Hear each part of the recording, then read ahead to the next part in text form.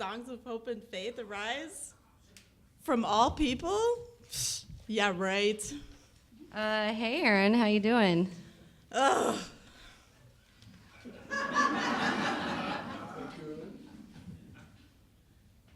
I've been wondering how you're doing with all the political changes we're facing. Oh, God, Tracy, I don't want to think about it. Me neither. It seems like every day there's just more and more bad news.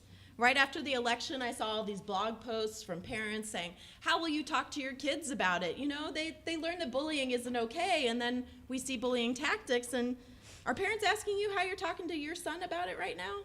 They are. And right now, all my explanations are just full of holes. It's breaking my heart. I guess we're going to have job security, though. There's a lot of work to do. Are people knocking down your door to find ways to find something helpful to do? Some people are, but I think most of us just feel pretty stunned and overwhelmed. Hi, Tracy and Aaron. Hey, Gavin. Hey, Gavin. Did you have a good New Year? I'm really excited about riding my pogo stick. I got it for Christmas. Yesterday was my birthday. January is a great month. What are you excited about now that it's 2017? Meh. What's wrong? Oh, nothing. I don't believe you. Well, what if I told you that everything's wrong, Gavin? I wouldn't believe you either. Well, it just might be, Gavin. You know the inauguration is in just a few weeks, right? Of course. Well, it's not just that. The Russians, they meddled with our election process. And the people that Trump has nominated for key positions, I mean, really. People to oversee things like education, environmental issues, justice. One doesn't think that public schools are good. One doesn't believe that people cause climate change. And the Attorney General nominee was denied a job as a federal judge 20 years ago because he said that he didn't believe the Ku Klux Klan. He thought they were okay with him until he learned that they smoked pot. Excuse me. Do you really think it's helpful to tell Gavin and all of our kids all of this? Won't you just scare them? I've already heard some of these things. My mom talks about it all the time. Well, doesn't it scare you, Gavin?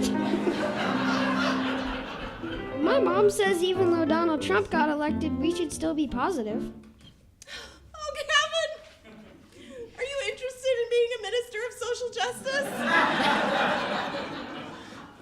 Or maybe your mom? I think I've just run out of hope, and you might do a better job than me right now. Oh, Aaron, it's probably not all going to be okay, but it's not like this is the first time we've faced hard times. And there are still caring people in the world. We're with you right here, right now, and that's not nothing. Come sing a song with me. Come sing a song with me. Come sing a song with me, and I will know. Let me tell you a story, Aaron. There is a boy named Tyler Page who lives in California. One day, when Tyler was 10, he watched Oprah with his mother. That day, Oprah was talking about poverty in Ghana, which is in West Africa. Many families have such little money in Ghana that they often can't afford to pay the school's fees and send their kids to school. Plus, if the children are in school, they can't work. Some families need the money their children would earn working. So sometimes parents sell their children to be workers. It's sad that they don't go to school, but their jobs are what's really bad about it. The kids work about 12 hours a day on fishing boats, and their small hands can work the nets more easily than grown-ups. It's quite dangerous. And the kids only make $20 a month. The parents are basically selling their kids to be slaves. And you're sure? How is this story supposed to be hopeful, Gavin? Let me finish. When Tyler saw this, he was very upset about this.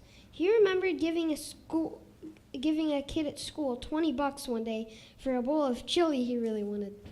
The same amount a kid earned for a month's worth of work. He decided he had to do something about it. He organized a car wash to raise $240 to save one kid from working a year. Tyler and his friends and family started raising money with car washes, bake sales, yard sales. In 6 months, they raised not $240, but $19,000. And by a year later, they had raised $50,000. Wow, Gavin, that is pretty helpful. I guess those are some special kids. Yes and no, Aaron. What do you mean?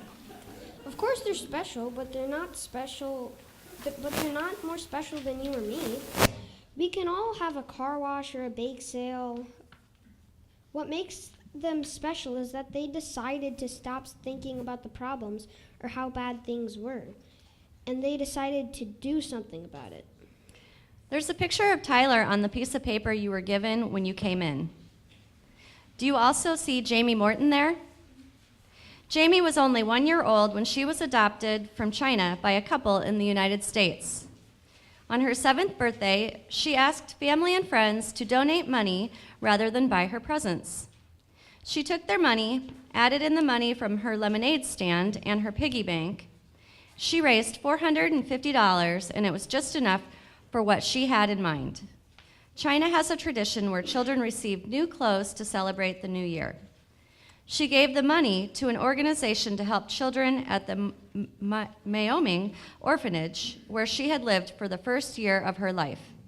They bought new outfits for all the children in time for the holiday.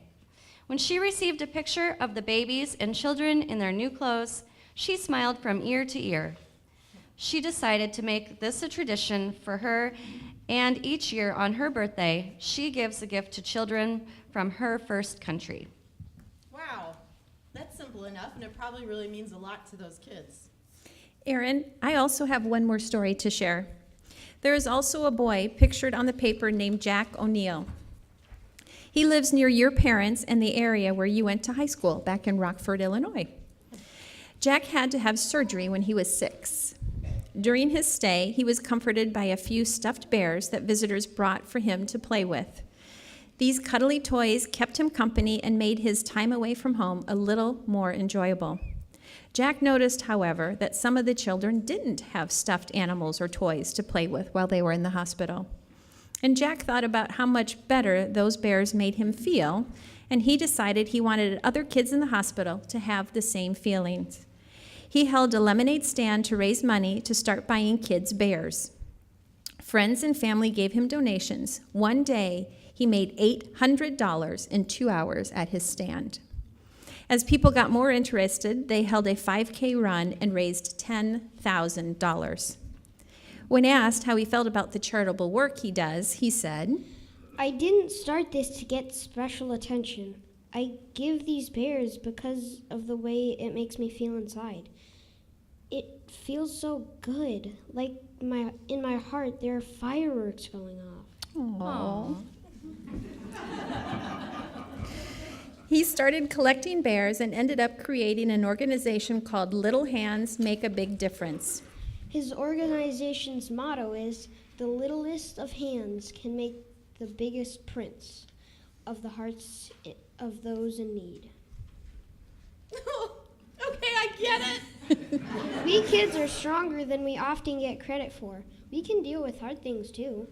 When we tap into our hearts, we can also find creative ideas and courage. I'm so grateful for these stories, you guys.